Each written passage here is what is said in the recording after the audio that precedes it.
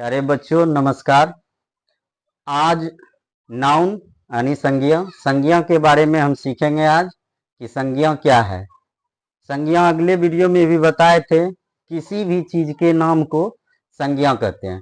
उसको इंग्लिश में बोलेंगे a naming word is called noun.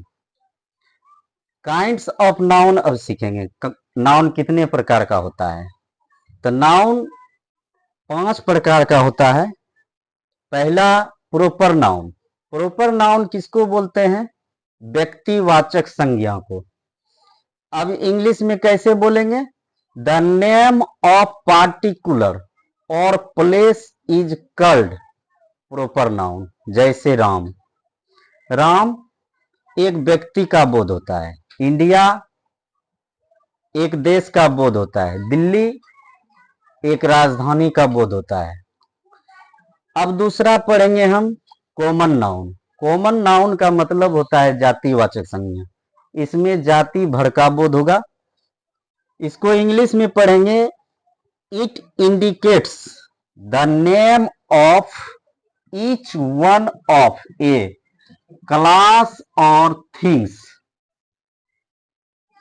For example के लिए जानेंगे मैन, किंग, सिटी, कंट्री। यानी यदि मैन बोलेंगे तो सभी आदमी का बोध हो जाएगा। यदि किंग बोलेंगे सभी राजा का बोध हो जाएगा। सिटी बोलेंगे सभी शहर का बोध हो जाएगा। कंट्री बोलेंगे सभी देश का बोध हो जाएगा। इसीलिए ये क्या है? कॉमन नाउन यानी जातिवाचक संज्ञा। अब तीसरा देखेंगे कलेक्टिव नाउन। कलेक्टिव नाउन किसको बोलते हैं? कलेक्टिव नाउन का मतलब होता है समूहवाचक संज्ञा। इसमें समूह का बोध होता है। जैसे इसको इंग्लिश में पढ़ेंगे it indicates the name of collection of person things. जैसे एग्जांपल के लिए क्लास मतलब वर्ग में एक विद्यार्थी से वर्ग नहीं बनता है। बहुत सारा विद्यार्थी रहेगा तब एक क्लास होगा, एक वर्ग होगा। जैसे आर्मी। आर्मी में भी बहुत सारा फौजी रहेगा तब आर्मी होगा। जैसे हेड। हेड का मतलब होता है झुंड।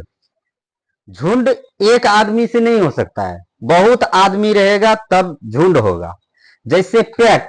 पैक का मतलब एक प्रकार का होता है ताश की गड्डी।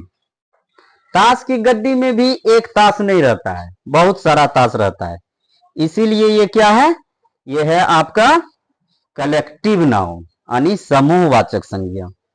अब पढ़ेंगे मेटेरियल नाउन। मेटेरियल नाउन का मतलब होता है द्रव्यवाचक संज्ञा। द्रव्य जिसको हम नापे तौले उसी को हम द्रव्यवाचक बोलते हैं, जिसको नापा तौला जा सके। इसको इंग्लिश में पढ़ेंगे it indicates the name of the substance और मटेरियल। सब्सटेंस का मतलब होता है दोस्तों पदार्थ, और मटेरियल का मतलब होता है द्रव्य। ठीक, जो हमको निर्देश करता है पदार्थ को, मटेरियल को, ठीक, उसको हम बोलते हैं मटेरियल नाउन। जैसे हो जाएगा राइस। चावल को हम नाप तौल सकते हैं और दूध को भी हम नाप तौल सकते हैं, घी को भी नाप तौल सकते हैं और दही को भी नाप तौल सकते हैं, दाल को भी। ये सब आपका है मटेरियल नाउन। अब है अब्स्ट्रैक्ट नाउन।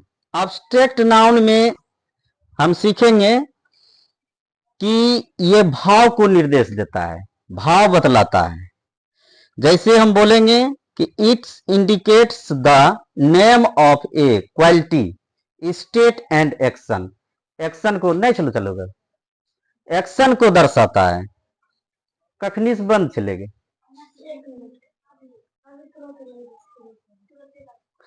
तो ये एक्शन को दर्शाता है। जैसे हम समझेंगे कि उनके पास क्या गुण है। जैसे हो जाएगा कोई भी एक्शन कर रहा है ना, तो वो आपका हो जाएगा अब्स्ट्रैक्ट नाउन। जैसे काइंडनेस। ठीक है, तो इस प्रकार से नाउन हम लोग जानेंगे। और नाउन जो है, 2 गो और नाउन बचा है। तो ये दोनों नाउन क्या है, ये दोनों नाउन भी हम देख लेते हैं। एक कंटेबल नाउन है और एक अनकंटेबल नाउन है।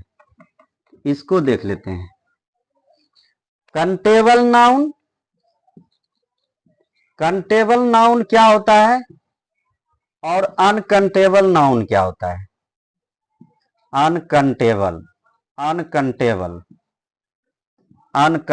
नाउन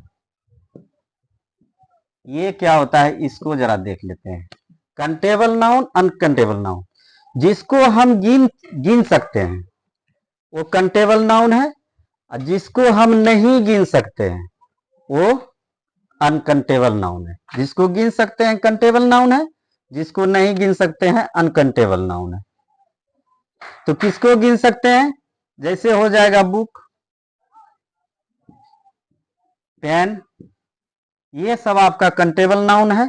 और जिसको नहीं गिन सकते हैं, जैसे हो जाएगा शुगर, मिल्क हो जाएगा, राइस हो जाएगा, ये सब आपका अनकंटेबल नाउन है।